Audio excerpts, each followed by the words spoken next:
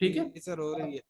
और उसके बाद जो है ना अपना, ये तो फैक्टर्स थे जो कि शॉर्ट रन में इन्फ्लुएंस कर रहे होते, और कुछ ऐसे फैक्टर्स हैं जो कि लॉन्ग रन में या लॉन्ग टर्म में कंपनीज को, not a company, companies, many companies या मेनी प्रोडक्शन यूनिट्स या प्रोडक्शन ऑर्गेनाइजेशंस को अफेक्ट करती हैं। सही है। तो वो एक था साइज ऑफ लेबर फोर्स।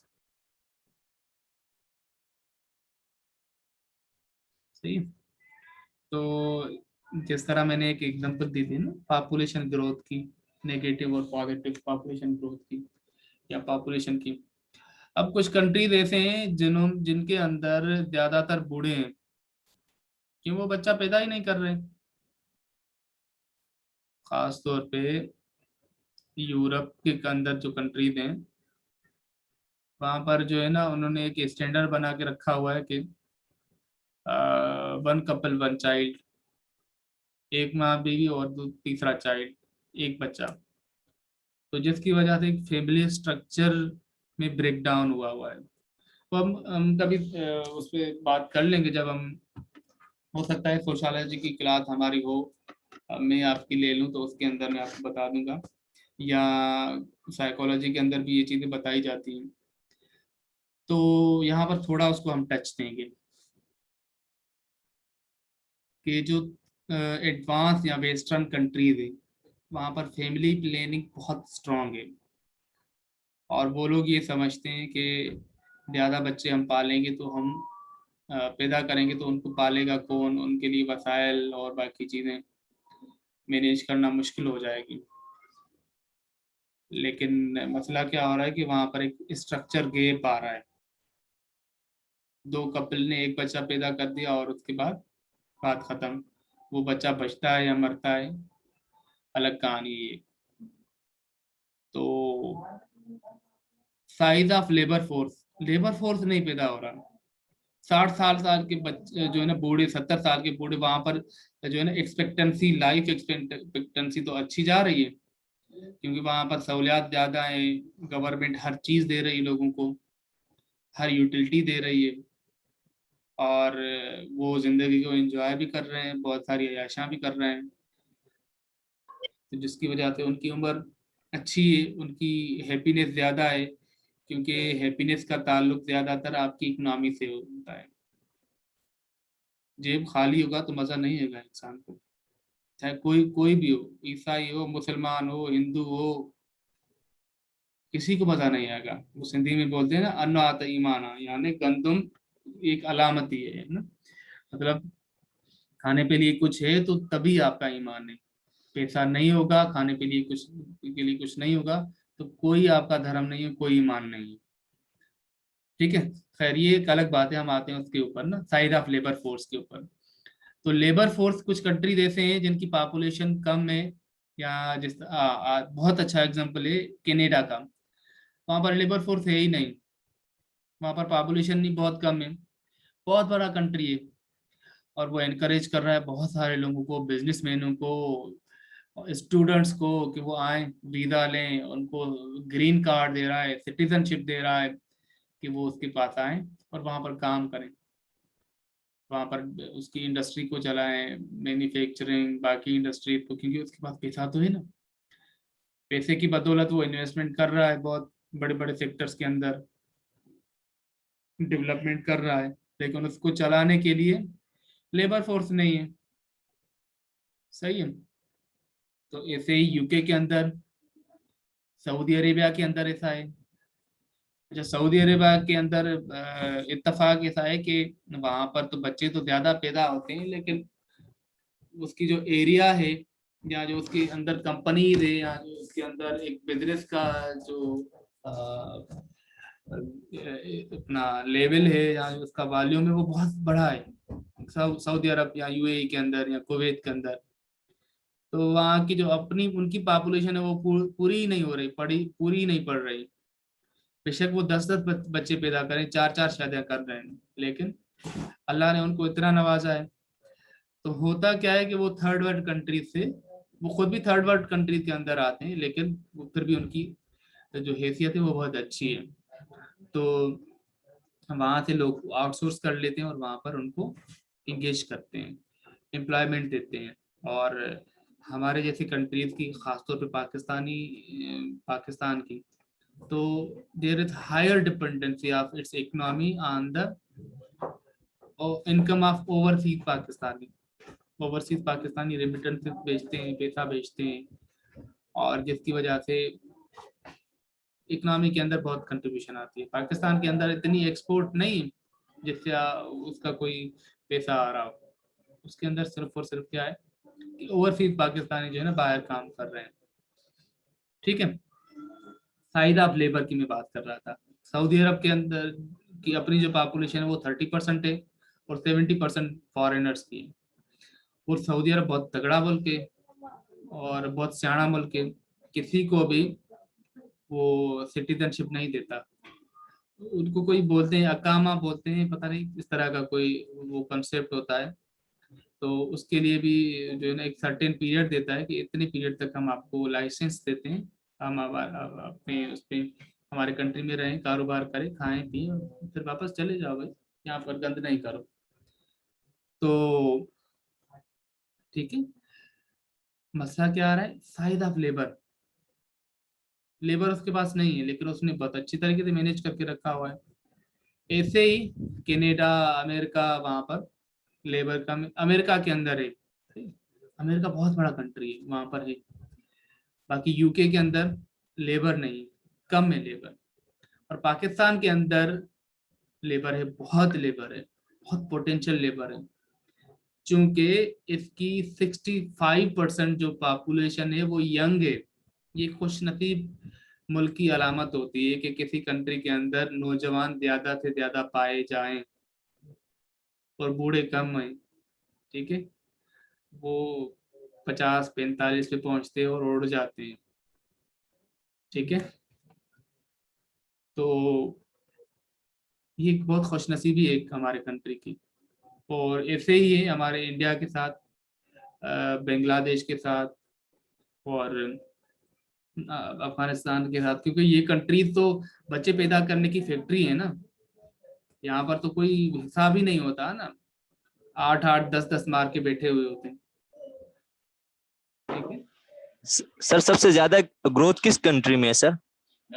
यार, ये मुझे अभी पता नहीं, मैं सर्च करके आपको बता सकता हूँ, लेकिन हाँ, सारे जितने भी है ना अपना थर्ड वर्ल्ड कंट्री, उनमें है ग्रोथ। ज्यादा तो मुझे ऐसा लग रहा है सर, चाइना और इंडिया में जो ना ज्यादा ग्रोथ है। नहीं नहीं नहीं नहीं, चाइना में नहीं। चाइना में नहीं है? नहीं, चाइना में नहीं, लेकिन चाइना के जो लोग हैं ना, वो चाइना की ना, मुझे बहुत जो है ना वो इंटरेस्टिंग लोग लगते हैं। देखिए वहां पर है वन चाइल्ड पॉलिसी। कौन सी पॉलिसी है? तो वो उसको वन बाकायदे, चाइल्ड पॉलिसी, लेकिन उनकी आबादी बहुत ज्यादा है सर, तकरीबन इंडिया के करीब ही है वो भी। देखिए आप पूछ रहे थे ग्रोथ की ना, ग्रोथ अलग होती है, उनकी पॉपुलेशन प्रोडक्शन रेट अलग होती है। ग्रोथ अलग होती है, पॉपुलेशन अलग होती है, समझ रहे हो? जी और जी। देखिए एक माओजी तोंग था चाइना के अंदर, और ठीक, देखिए पाकिस्तान, अपना इंडिया और चाइना की, चाइना की बाय डिफॉल्ट पॉपुलेशन इतनी है, सही है, उसने इतनी पैदा नहीं की, वो कोई इत्तेफाक से इतने, सही है। उसमें ये था कि हिस्ट्री में उन्होंने ओवर प्रोडक्शन की बच्चों की। उसके बाद जब इकोनॉमी, मैशत का उनके पास मसला आया तो फिर उन्होंने वन चाइल्ड पॉलिसी रखी। और उसके बाद एक माओजी तोंग था या कोई और उनका सदर था, प्रेसिडेंट था, उसने अपना जो चिड़िया है ना, चिड़िया और जो पंछी हैं, जो जब फसल उगती है ना तो उसको खाने आती है बहुत सारे अपना पंछी, तो उनको उसने ना मारने का वो कर दिया, स्कीम शुरू कर दी। यस सर, हमने पढ़ा इसके बारे में। जी, पढ़ा है ना आप लोगों ने इसके बारे में, चलो इसको रहने देते हैं, हम आते हैं उसके अरे ऊपर ना। सर, हमने पढ़ा, बाकी ने नहीं पढ़ा है। सर सिर्फ उसने पढ़ा होगा, बाकी हमें तो सुना तो दे। आप बता दें, आप बता दें, मुझे सही से याद भी नहीं आ रहा, तो आप बता दें। नहीं सर, आप ही बेटर एक्सप्लेन कर सकते हैं, हमने बस इतना पढ़ा है कि उन्होंने फसलों को बचाने के लिए वो जितने भी वहां के परिंदे थे उनको मरवा दिया था। मतलब उन्होंने शिकारी बुलाए थे बकायदा, हाँ बाहर से भी शिकारी बुलाए थे, बिल्कुल बिल्कुल। तो जिससे उनकी तकरीबन आने वाली फसलें तकरीबन 60 साल की फसलें बर्बाद हो गई थी। उनको काफी मुश्किलात का सामना करना पड़ा था इस वजह से। बिल्कुल बिल्कुल बिल्कुल, और उसमें कोई 1-2 करोड़ उनकी पॉपुलेशन जो है भूख से मर गई थी। Yes sir, yes sir. सही है। तो ये एक नेचुरल एनवायरनमेंट के साथ या एक कुदरत के साथ उन्होंने खेला और उनको नतीजा मिला। उनका मानना यह था कि ये जो अपना हमारी गंदम उगती है, मिसाल के तौर पर एक जरेब से उनको 30 मन मिलेंगे, तो उनका ये ख्याल था कि वो जो 30 मन मिलने को है हमें, उनमें से कोई 4-5 मन चिड़िया खा लेती हैं, उनका ये मानना था। ठीक है।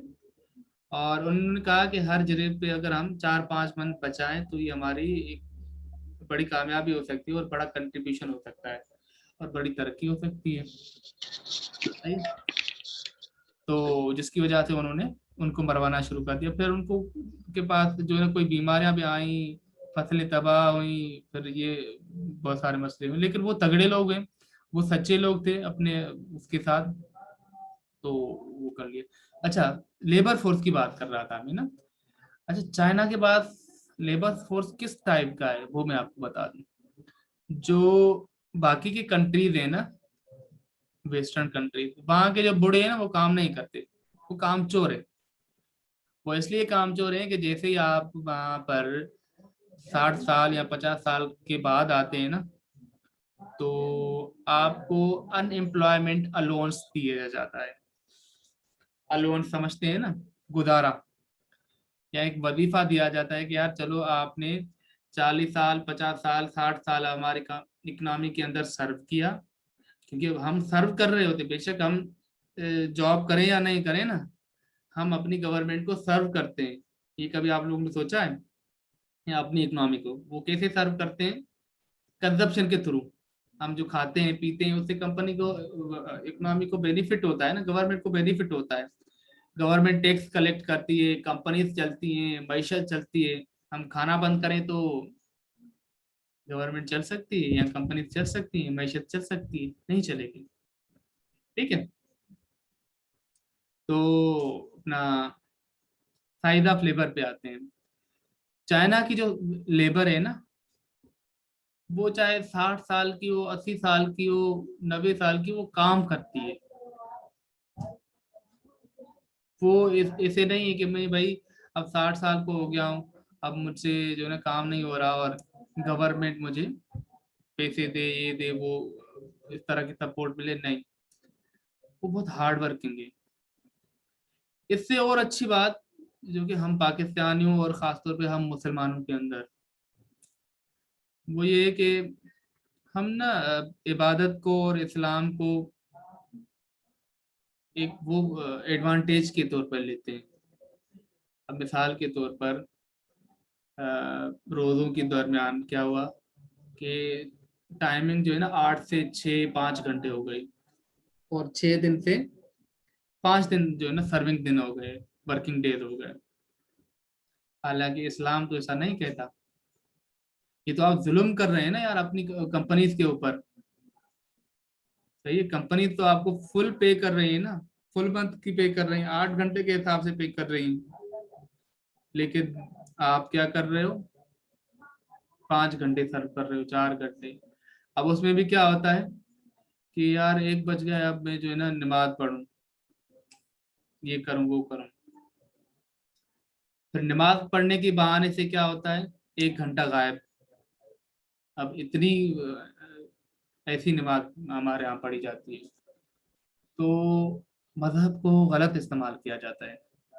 ठीक है, मैं यहाँ पर उसको इसलिए बता रहा हूँ कि इसकी वजह से मैशत को नुकसान हो रहा है, हमारी कंपनीज की प्रोडक्टिविटी कम हो रही है, जो एम्प्लॉयर्स हैं, जो कंपनी के ओनर है, ये उनके साथ जुल्म है, सीधा सीधी बात है।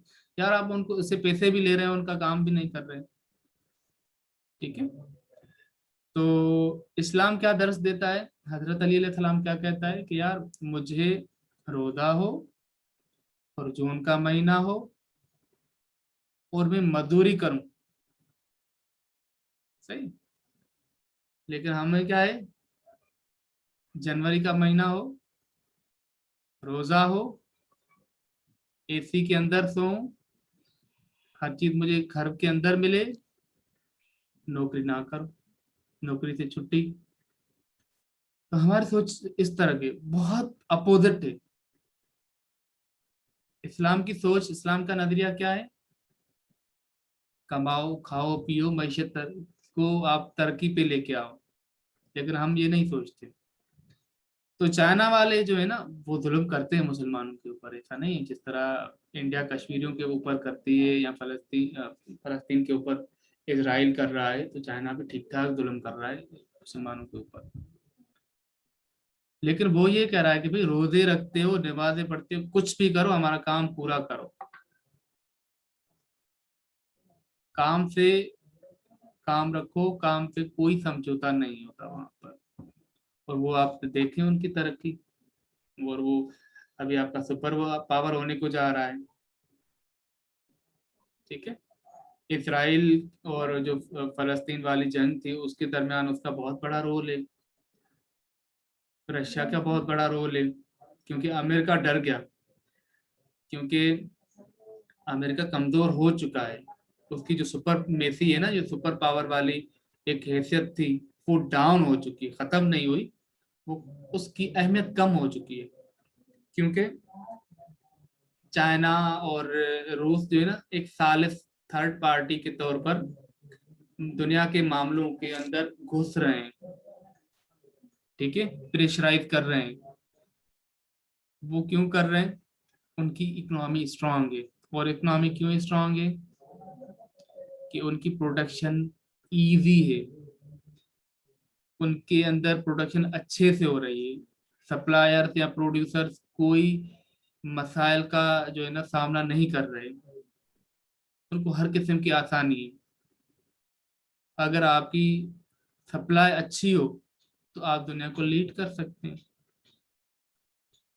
यहाँ पर ही अगर पाकिस्तान के अंदर कॉस्ट ऑफ प्रोडक्शन कम हो जाए, तो आप खुद सोचें उसका कितना एडवांटेज हो सकता है कंट्री की इकोनॉमी के ऊपर। देखें, मैं आपको बताऊं, आपकी इज्जत ना आपके पैसे से, आपकी मैशत से।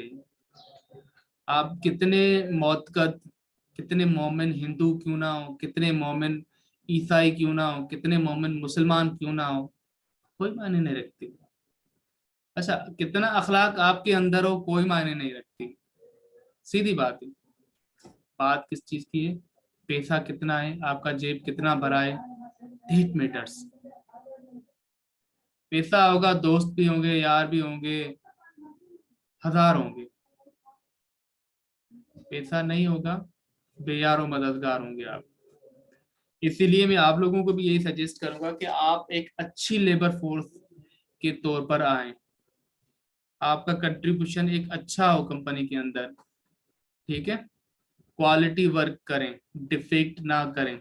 अच्छा, उसके बाद हम आते हैं उसके अंदर ना, अपना टाइम हमारा बढ़ चुका है, तो हम आते हैं फिर स्टॉक ऑफ कैपिटल। इतने सारे मैसेजेस आप लोग कर रहे हो, खैरियत तो है?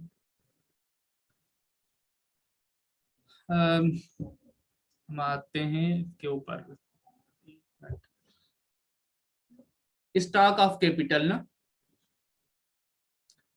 कैपिटल यानी किसी इकोनॉमी के अंदर, या किसी कंट्री के अंदर, या किसी कंपनी के अंदर आप देखें, जो प्रोडक्शन कंपनी मशीन्स हैं, या इक्विपमेंट्स हैं, या जो डिवाइसेस हैं, उनका कितना स्टॉक अवेलेबल है। सही है। मिसाल के तौर पर मशीन्स वेकेंट हैं, they are vacant, they are lying idle, they are being vacant, they are free, पड़ी हैं, खराब हो रही हैं। तो मैं क्या सोचूंगा कि यार इससे अच्छा है कि इनसे प्रोडक्शन कर लूं और चीजें बना के बेचूं। सही है, ताकि इनका वेस्टेज ना हो, क्योंकि ये डिप्रिसिएट होती हैं। तो इससे चाहता है आपका सप्लायर या आपका प्रोड्यूसर के वो सेल करे, उनको चीजें बना के आगे फॉरवर्ड करें। और फिर उसके बाद प्रोडक्टिविटी है। मैंने प्रोडक्टिविटी पहले भी बताया है। वो शॉर्ट टर्म में भी मैटर करती है और लॉन्ग टर्म में भी उसका असर रसूख है। फिर लेवल ऑफ टेक्नोलॉजी है, हमने टेक्नोलॉजी को पहले भी पढ़ा है और यहाँ पर भी उसका सेम ही है कि अच्छी टेक्नोलॉजी होगी, डिजिटल टेक्नोलॉजी होगी, ऑटोमेशन होगी आपकी कंपनी के अंदर, आपकी इकोनॉमी के अंदर, तो आपको प्रोडक्शन करने में मजा आएगा, आप करेंगे, बढ़ चढ़ के करेंगे। सर ठीक एक है, बात बोलनी है बोलिए। सर, ये क्लास कब खत्म होगी? हाँ, क्लास को मैं खत्म कर रहा हूँ अभी यहाँ पर ही। ठीक है, थैंक यू सर। कोई सवाल है आप लोगों का?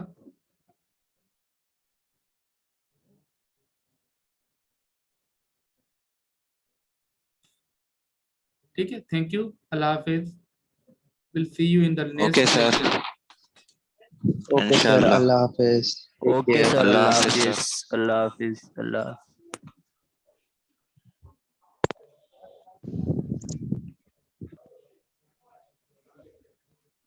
Sir, are you there? कुछ बोल रहे हैं आप? जी याकूब सर, भाई इधर आओ यार। खुलने का और कुछ सर सिस्टम नहीं ईद है। मुबारक सर। पहली मंजिल से शुरू करेंगे, ग्राउंड से करें सर।